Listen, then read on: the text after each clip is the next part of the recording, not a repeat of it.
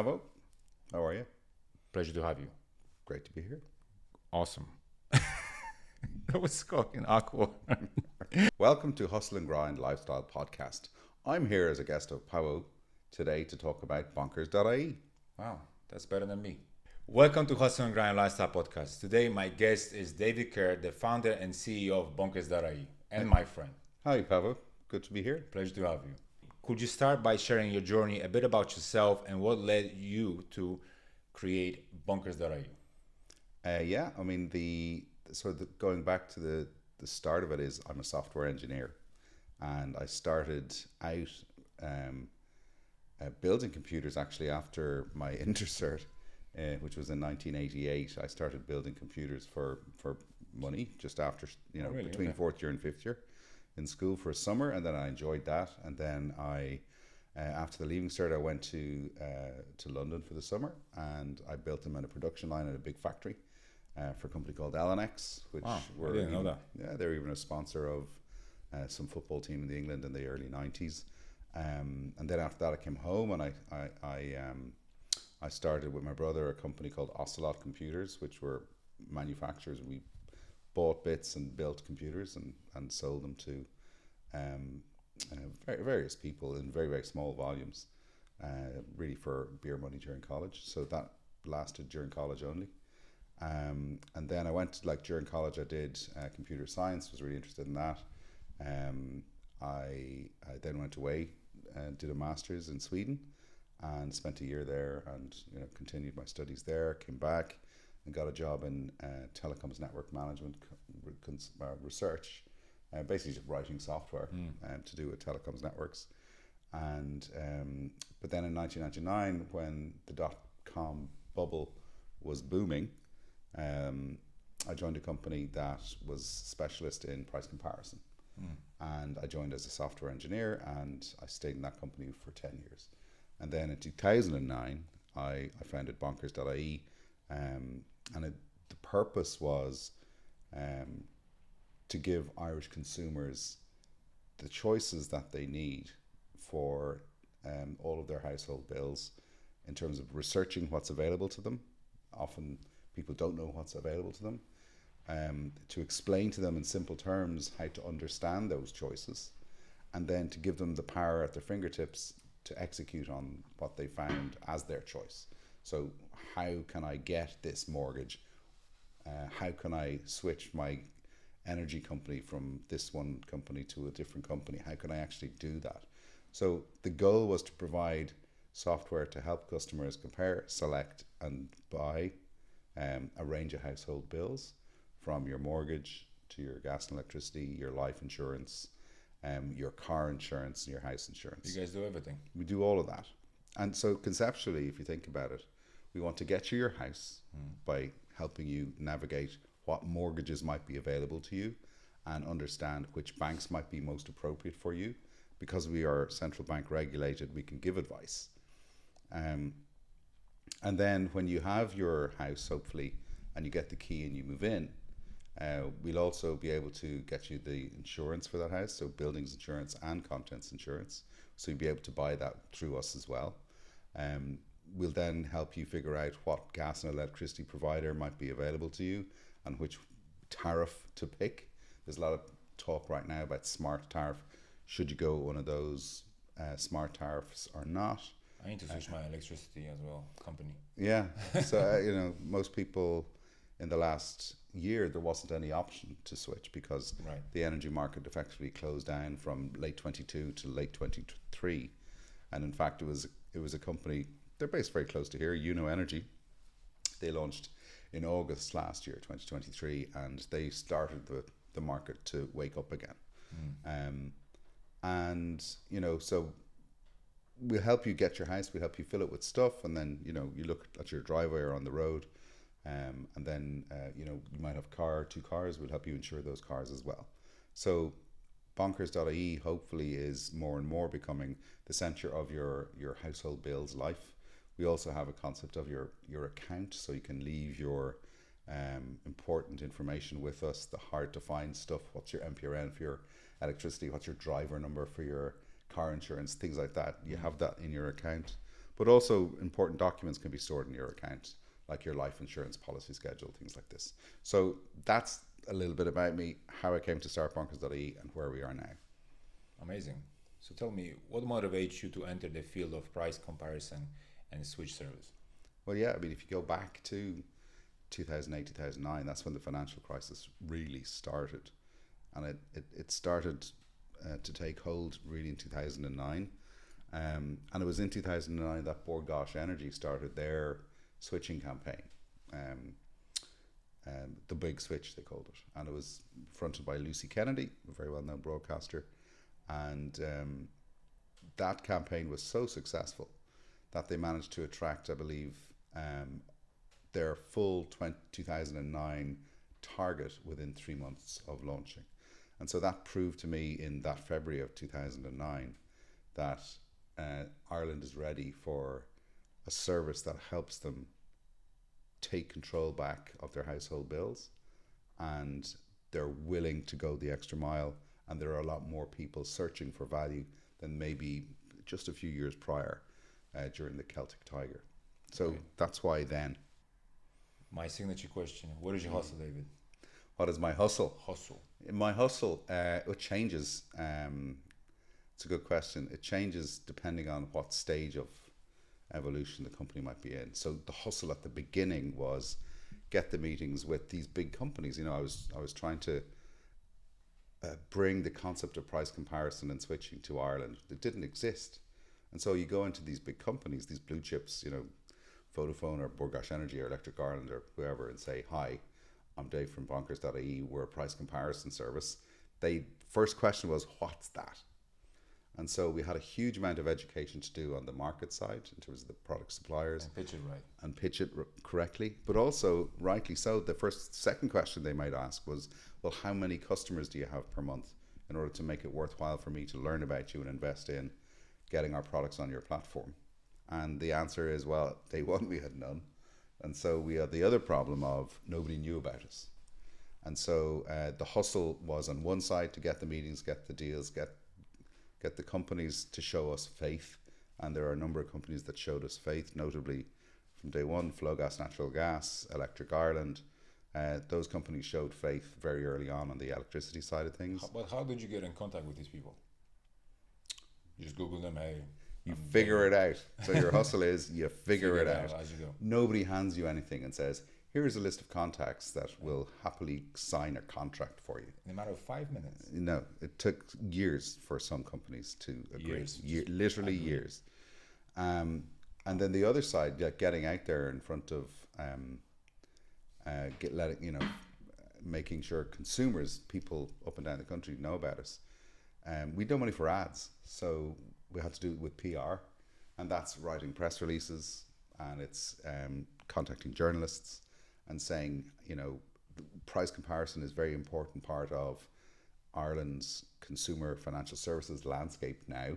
We offer this particular service for customers, helping them figure out those choices that really people are kind of scared of their bills when, you know, when it arrives in the door. Last time I saw my gas bill, I was like, oh. It's scary. So there's a lot of fear for the whole month built up around financial services, around bills for financial things. So a lot of people would just ignore them, put their head in the sand. And our job is to say, listen, you don't need to put your head in the sand. You can take back control. You can save money by just being active. So, you know, early on, I would try and find ways of making saving sexy. You know, why should I save? At the time for electricity, the average saving was 124 euros per year. Why should I save that? What, you know, you save it over the course of a full year of bills. It takes a while to build up, and nobody hands you 124. You just spend 124 less. Now that figure today in 2024, we're sitting here and it's the middle of March. The saving is 657 euro per year because of the gap and because of the market, the gap between the most keenly priced and the least keenly priced electricity and gas companies for the same stuff. It's the same electrons. It's the same gap that exists for broadband customers, the same gap for mortgage rates. It's the same gap for any of the products that we offer, car insurance, house insurance, savings accounts, all these products have a gap of what's the best one for you at any one point in time and what's the worst for you at any one point in time. And it isn't always about money, it's also about product feature. So for your car, if you are, go down to the car park here and your car doesn't start, do you have home breakdown assist? That's a product feature that one company might supply, another company might not. Or what if you accidentally put diesel into your petrol car or petrol into your diesel car? What happens anyway? Well, that's called misfueling. Some insurance companies will cover that automatically, others won't. So there's a lot of different choices out there in the world of all these products that we cover. We cover over 15 product categories now, and it is the choice and navigating those choices is what we're all about. So my hustle is different depending on what stage of the company it is. Right now, my hustle is finalizing we write our own software ourselves, so finalizing our software platform for use by both web and app, the app that we're about to release. So, bit of a scoop for you. And also my hustle is putting more and more of the car and home insurance insurers onto our platform so that our customers get more and more choice on those two categories. So the hustle differs depending on what stage you are, but there is always hustle. Well, that's nice. Exciting app coming up. Is it going to be easy to navigate? Oh, the purpose of the app is it's super personal to you. Right. So you're logged in, it unlocks with your face or your thumbprint, and it's only you that has access to the information in there. So that means that when you're going for your car insurance, let's say you get a renewal quote from your existing insurer, normally you have to go and type in the same information to loads of different websites. And it's a pain in the ass. With our app, you have all your information stored, so it's one button press. That's it. And our software goes off to all of the market. You don't need to do anything else. You don't need to do anything else. You do need to confirm that you don't have any more points or no more claims or whatever. Yeah, for sure. Yeah. But if you've done a quote recently, then it's a simple task to get the up to date, up to the minute, up to the moment quotes. So the app will give you all of that lightning fast, and also you can start the process of applying for your mortgage. Our team will advise you. We have a team of amazing financial advisors on our staff. I'm going to get my mortgage next year. Yeah, and we'll help you with that. Through Bonkers.ie. We'll help you with that, absolutely. But also we'll help you with everything else you'll need. You need life insurance for that. You need home insurance for that. Yeah. And today, I know I'm buying a house right now, and I used Bonkers.ie, tested all of our products and services. Yeah, of course. But our systems, our software systems really are second to none. They're the envy of many industries, not just life insurance or mortgages. And it's phenomenal to have it in your fingertips now. Yeah. In your account, you can log in and get it and shoot it off to the bank and say, "Here's my policy." And so the hustle is different depending on the day, but there's always hustle. Perfect. So, with that in mind, how was your definition or perspective of hustle evolved as you navigated through your career? A perspective is probably the one. So, perspective of a company. We're 14 years old now. As we sit here in 2009 in November, when I sat at a desk with no name for the company and no software written,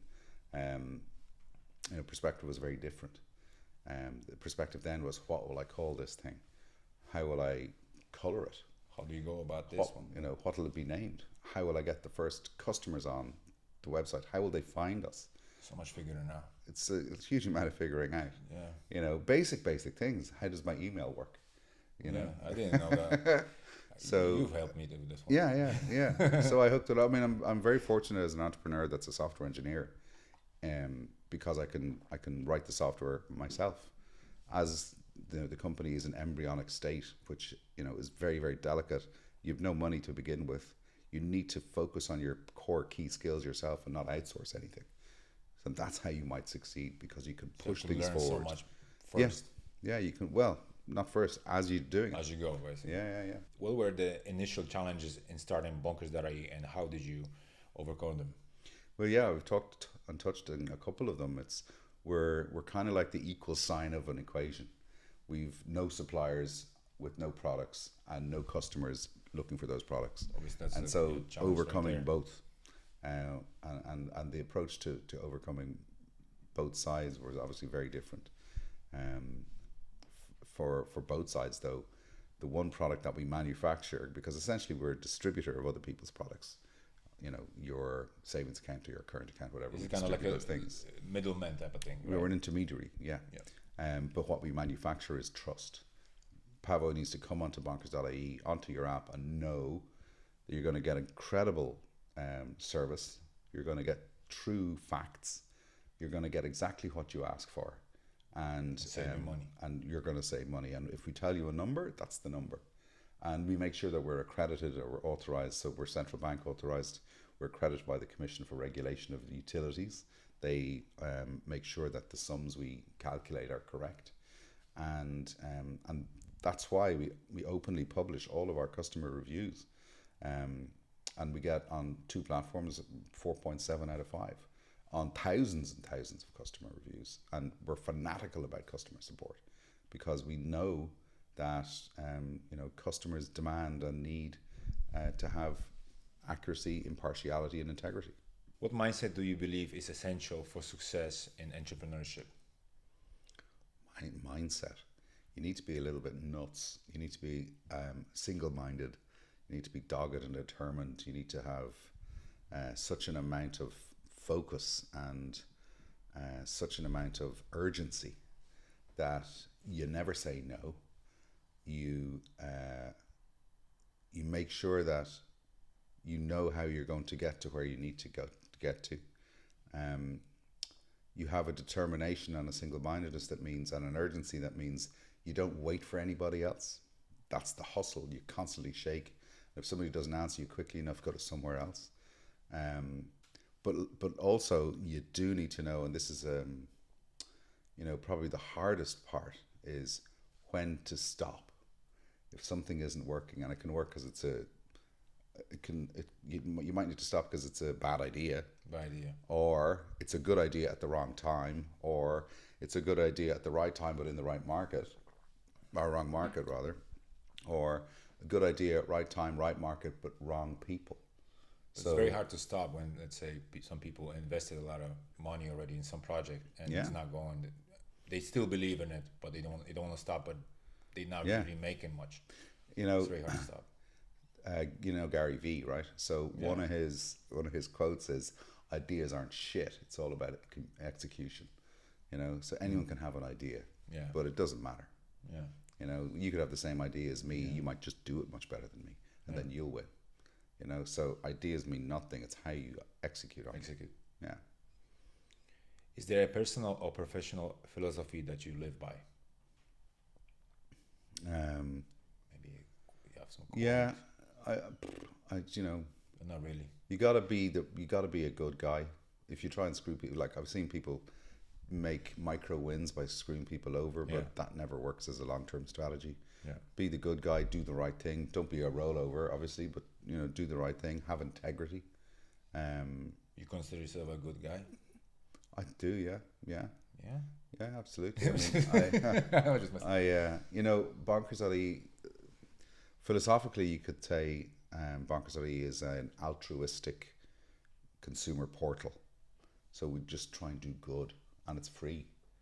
We want people to get the best value out there. So switching is free? Yeah, absolutely. So we want to make sure that Irish households get the best value for their money, the best bang for their buck. You know, there's an awful lot of pressure on households. We're in the middle of a cost of living crisis. There's less money out there for everybody in terms of disposable income or even income to pay the bills. You mentioned your gas bill. Gas bills, 22% of all gas accounts are in arrears right now. 22%? 22% in Ireland right this second. Wow. Are in arrears. What does that mean? 1/4. Between a quarter and a fifth are in arrears. That means that people haven't paid, they're not up to date on their bills. So there's a huge amount of cost of living pressure on all households for everything from groceries to gas, electricity, their insurance bills for their car, for their house. They need to start making really tough choices. People are not going to just do a staycation, they're going to do a stay-at-home-cation. this year, I'm 2024. staying home this year. You know, and there's a huge amount of pressure. So what is the philosophy? Am I a good guy? It's an altruistic consumer portal. We help people, not by charity or anything like that, but we give them the information and power at their fingertips to make the choices that they want to make, but maybe just don't know how. Yeah. And we do it in a commercial sense, meaning we can offer it to the consumer for free, while making the provider side, the supplier side, give a small commission when somebody says, thanks for packaging us up as a customer into their billing system. It's cheaper for them to do it that way than to go door to door knocking or whatever else. Right. So we're a good distribution partner for suppliers. We're a good consumer partner for consumers. And that's why we are the equal sign in the middle of the equation between consumer and provider. To make it often involves taking risks. Can you talk about a significant risk you took in your career and how you approached that decision? Starting in a company, and it was the third company I'd started, and so that was a significant risk in the middle of a recession with a young family, and that takes a certain amount of balls, pretty much. Single-mindedness, big-headedness, whatever. Selfish, people can call it, right? Selfishness. Yeah, but I put a lot on the line. Yeah, and so your focus becomes extraordinarily intense. And I did work very long hours, weekends. I did all of that. I used to have hair, all that stuff. I got divorced during all of it. So, that was a pressure on the family. And that's a personal pressure and a personal cost that's invisible to everybody. Nobody see that. Yeah. But, is it worth it? Who knows? Hopefully. Yeah. I think it was worth it. I'm proud of what the company has achieved. Very proud of it. It's incredible. I actually attended the awards 2-3 weeks ago. Yeah. It was incredible. Yeah. It was really nice. Yeah, so that was a phenomenal night. Yeah, in the Mansion House, in the round room, with, all the companies in the 4 industries that we're in. So energy, communications, insurance, and banking. All the companies there who worked really hard to give consumers the best of their products, and our job is to put them in front of consumers. Yeah. And they competed, and all of them won in the sense that we give them a fair platform, and then we have an independent panel of judges that is chaired by Bobby Kerr, and they selected individual winners on the night for the various reasons that they did. But it was a great night. Yeah, we had fun. Yeah, it was good. Yeah, the food was incredible. Yeah, Michelin star food. Yeah. How do you cultivate a mindset of continuous innovation and growth? Yeah, so cultivating that in the team. The team we have is 38 people. They're all incredible A players, which sounds like a cliche. It is a cliche, but sometimes cliches are just true. And these A players that we have, luckily enough, working at Bonkers.ie, they are, incredible at continuous motivation, continuous learning, continuous improvement. We all, we have an all hands meeting very regularly every 2 weeks, and we shoot the breeze. We eat pizza. Yeah, I can see that on social media all the time. Yeah. You treat your employees really well. Yeah, culture is vital. Culture is such an important thing in any company, big or small, and getting the culture right is extremely difficult. And there's a phrase, there's a lot of management speak phrases out there, but there's a couple of them that are kind of useful in their core, which is culture eats strategy for breakfast, which means that you can be as strategic as you want to in where you think you need your company to go, but unless you have the people with the right mindset around you to achieve a common goal, with the right cultural fit together to work as a single organism, a single entity, then that'll never work. Your execution will fail, even though it might be the right direction. How do you weed direction. out people like that? Where do you find them people? Well, you have to be open and honest with everyone. Sometimes people can be a phenomenal fit in terms of their technical skill set, but a poor fit in terms of their cultural skill set or their cultural fit. And, we have had some people that were, technically brilliant, but just didn't fit in whichever one of their areas. We have people by technical, I don't mean engineering. I mean, they could be in marketing, could be in financial advice, they could be in customer service. And unless they are a cultural fit as well as a skill set fit, they just don't, it kind of grinds the gears. It's not oil in the machine, it's sand in the machine, and you just need to be honest with people and say, look, you're a good person and we respect you, but it's maybe not the best. There's the door, but that's, we try and make sure it is my job to make sure that the team fits, and I respect the team that's there. They've earned their place there, and it is my job that if somebody comes in and they don't fit for whatever reason, then it is my job to try and make any adjustments that are needed. When did you feel first time like you had made it in your industry? I was still waiting. Still waiting. I mean, I think if you think you've made it in your industry, then move on. You hit the plateau. Move on. Yeah. So you lose the hunger pretty much. I am so impatient still about stuff that I need to have done, and it's just not happening quickly enough in some cases, and it's just mind-bendingly frustrating. But it doesn't stop the true North Star of the strategic and the cultural fit that exists. So you plow on, you have belief. And question: can Bonkers.ie go to different countries as well? Oh, that's. Or you just guys gonna be based in Ireland? That's it. Well, we had an experiment in Canada a number of years ago. Yeah, where we tried it. It was a case of maybe good idea, maybe good market, maybe not right people, or maybe not right time.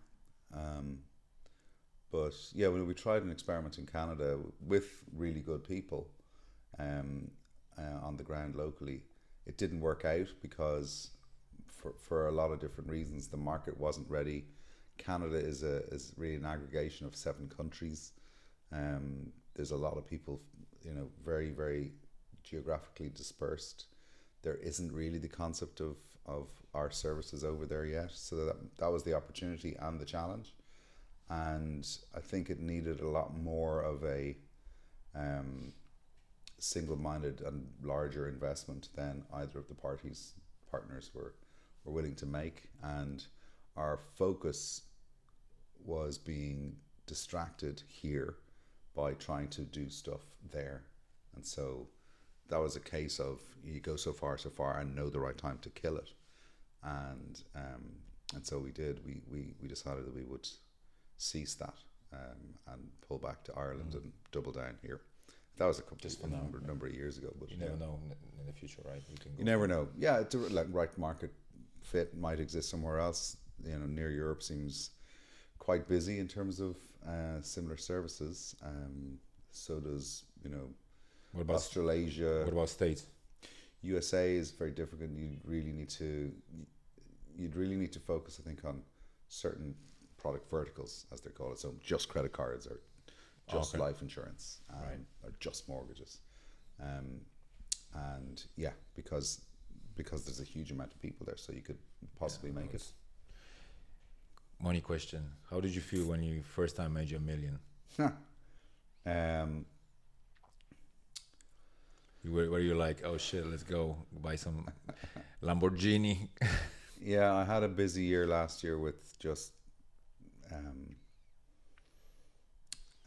enjoying fruits of labor of 13 years, and you travel a little bit. Traveled a little bit, yeah, and did cool things, saw cool stuff, did nice things. But after so many years, isn't it? Like, 13 years on the grind, just hustling, grinding, pretty much. Yeah, and you kind of, I needed to have a little moment of, okay, let's just let me enjoy a little have bit, fun for a little bit. Yeah, and so that was good. But I also learned that that can get unfulfilling quickly, and the fulfilling part is what drove you to continue for 13 years, is what I learned. And so you're not driven by money? I don't think ever been driven by money, but I didn't have any money either. So so the enjoyment I had for a little bit of time last year was just to enjoy it. But actually I've never been driven by it. And people are, and they get there maybe quicker, or they get there maybe bigger, but the number isn't the motivator for me at all. Once so you think it's a wrong focus to focus on the money? I think once you have enough to actually pay your bills, and you're happy, then everything else is a bonus. Yeah, everything else is just being spoiled. Kinda, yeah. You get a new car. You already have a car. So it does the job from A to Z. It takes you from A to Z, right? Yeah. So, maybe you want to do more with it, though. Maybe you want to, do some common good, or contribute to society or your local community. Even, sponsoring your local kids' soccer team or something like this. Give back to a society. Give back, yeah. So we've done a lot of that stuff in the company, and it's an honor to be able to do that. You guys do that? Yeah. So we've raised a lot of money. You guys sponsor certain projects or donate? Yeah. Okay. Awesome. Yeah. Right. So reflecting on your journey, what are some key lessons you have learned? Key lessons. Most likely from mistakes you made, probably, right? So, there's a bunch of cliches here as well, but trust your gut. So true, actually. If you have a hesitancy about something, it's probably right. Don't do it. Especially about people and hiring people. And really, a lot of my focus is around the team and the culture and the company, as well as the structures and all that stuff. I stopped writing software 7 years ago this year, because I was in the way of a continuous cycle of putting software into production. So I stopped, and so that was a key lesson that I had to come to admit to myself, was that I can't do it anymore, because it's more important that I don't than that I do, and that's tough. When you focus on other things, focus on the corporate side and the admin side and the business side of it, TV and stuff, and somebody got to do. Well, product management is what you present to the consumer, and it's also very fulfilling. So I even now spend a lot of time on product design, even if I don't implement the code myself. And there's a team of amazing engineers. We have 9 engineers that implement the code, and we have another 2 creative designers that make it gorgeous. And busy lads. They're busy lads and ladies, and they're phenomenal. Oh, okay. Yeah. What advice would you give to someone starting from scratch in the entrepreneurial world? So this is the trick question, because I have a trick answer, which is don't do it. That should motivate you right there. Genuinely, yeah. Yeah, motivate. What do you mean I'm not going to do it? I'm going to do it. Because if your answer isn't screw you, I'll get it and get it done. Yeah. Then I knew it. Then maybe you shouldn't do it, because you might just not be able to. Yeah. So if your answer is, what the hell do you know? Then, okay, that's a good answer. Maybe you'll make it. So I've said that to a couple of people. Really? Mm-hmm. To test them, or just out of curiosity, just tell them the truth? They don't need to prove anything to me. Yeah, right. But if I say don't do it and they go, all right, fine, then maybe I've just said it wasn't for you, buddy. Yeah. But if they go, screw you, Dave, what the hell do you know? Yeah. Then I go, okay, cool. Show me. Let's see it next year or something. So that's the advice. And everybody has a different experience of starting something from scratch. Some people join early on and make it much better. It's rare that somebody can start something from scratch and then bring it onto a global organization. That's pretty rare. That's Steve Jobs territory. But to start up something, it takes a lot of guts, takes a lot of determination, it takes a certain mindset. Yeah, I mean, if you think about it too much, you probably not do it. Yeah. So some people waiting for right moment. There's no right moment. There's no right moment. Let me start on Monday because it's Monday. No. Yeah. You start today. Yeah. It's just like your fitness stuff. Yeah. What are you talking about? What do you mean you'll stop eating cake on Monday? Stop now. That makes me laugh all the time. Yeah. You know what I mean? It's like, let's just say it's October now. and people say, "Oh yeah, I'll start on 1st January." Yeah. Why 1st January? What's that? How about you start this Monday? Let's just say it's this Monday, and you do that until the Christmas. Yeah. See how much you can make, progress you can make. Yeah. And then in January you're already like 10 kilos down or something. Yeah. So there's, that's. It's just like, I don't know, mentality of people. It is, yeah. So average folks. It's easier to do something in 10 minutes than to do something now. So some people just can't, and that's okay, and whatever. They dream all the time about something like that. And that's okay to dream. That's fine, yeah. But most of the people don't even act on their dreams. It's just, that's fine too. It's fine if they're happy. I'm just saying, but we are all about making it happen. So I'm sorry. Yeah. Making it happen. Cool poster, by the way. You made that, did you? Yeah, I did it. Cool. Yeah. You like it, yeah? You like the colorway? The cutaway. Colorway. Sorry, my accent sometimes. Gold and diamonds is cool. Yeah. All about diamonds. No, just How do you find a balance between your professional and personal life as a busy CDO? You're never stopped. You know. You have to. So for this, so we're in hybrid now, right? So hybrid is during the pandemic. We're kind of at the 4-year anniversary exactly, actually, when we're sitting here, and so companies really relied on their teams to really step up. You know, if you're forced to be at home, companies were kind of very, very, very grateful for people to do any work at home while they have, kids at home, parents at home, other, their partner might be at home also trying to work. Kids are at home trying to do schoolwork. It was pandemonium during the start of the pandemic. It was really, really difficult to be at work. So, and businesses suffered and people suffered, and it was shit. But companies relied on their teams to help carry them through it, and some companies didn't make it. Yeah, many of them actually. And we're still feeling the effect of it. The hospitality network, our industry in particular, restaurants was decimated. Everything.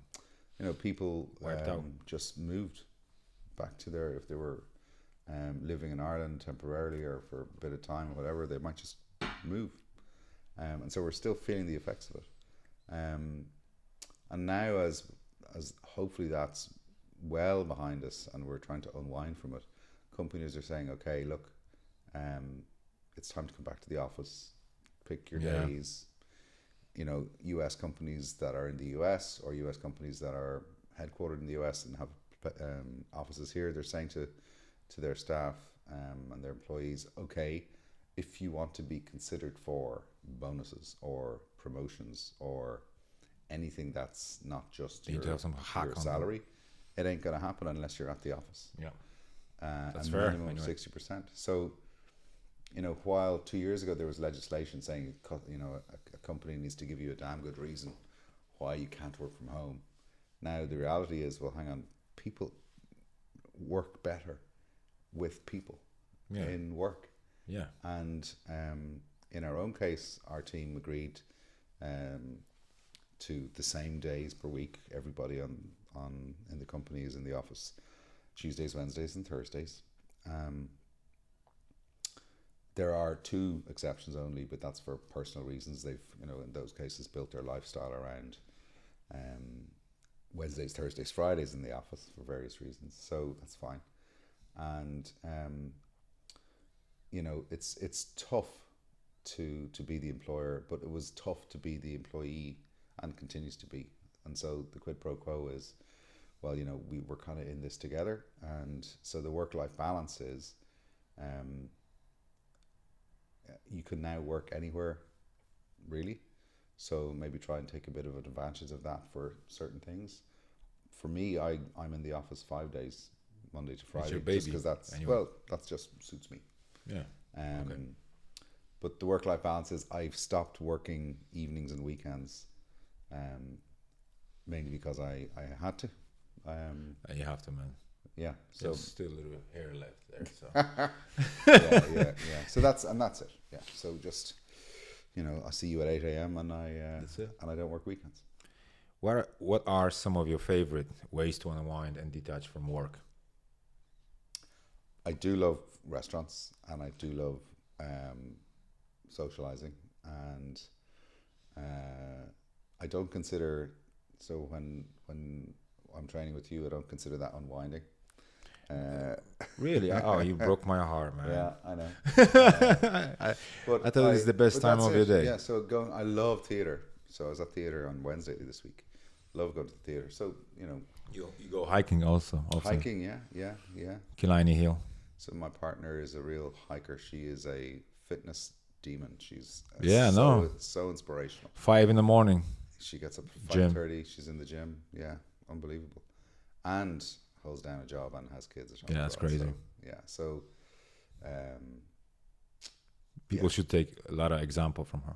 Oh, absolutely. Really, like highly educated person. Very highly, and continues to strive. Gym, there's no excuse. Well, if she had to, I'm sure she would go to the gym at 4 a.m. Yeah, she had to. Yeah. Two kids. That's incredible. No excuses. No excuses. Zero. So, none. Just shut up and do it. Shut up and just go. Tough shit. That's your life. Yeah. Well, it is what it is. Hey, get up. Stop being sorry for yourself. Stop crying. Yeah. So no, she's incredible. Like that way, always has been. So yeah, but there has to be a balance, and otherwise you'll just frizzle. Yeah, you're gonna burn out. Yeah. I know you go to the gym, but how do you find the time to work out, having a busy schedule like yourself? Well, time of day. So before work, not after work. It never worked going to the gym for me after work because I was too tired, cranky, and hungry. And also my day you can be quite variable in terms of when you can leave. So I do it at 8 a.m. 3 days a week with you, the exception being Monday when it's at lunchtime. And 4 days a week. 4 days commitment. A week. Yeah. You book in a calendar, you make it happen. It's done, it's in the book. It doesn't. So that's how you do it, right? That's it, it's scheduled. Doesn't matter, it has to be scheduled. Oh yeah, it has to be scheduled. It needs to become priority as well. Oh yeah. Because it is, right? Just there's no staying in bed. There's no get up and fucking do it. That's it. But you were late today. I was late 8:10. Yeah. No, 8:15. Shut up. Yeah, but like sometimes that happens too. Yeah, it happens. As we wrap up, what final thoughts would you like to share, or you have any message to people? No, I mean, I'll just be self-serving and say, if you're considering any of your household bills, please consider Bonkers.ie. Yeah, that's it. Thank you very much, David, for coming. Thanks, Pavo. Great to be here.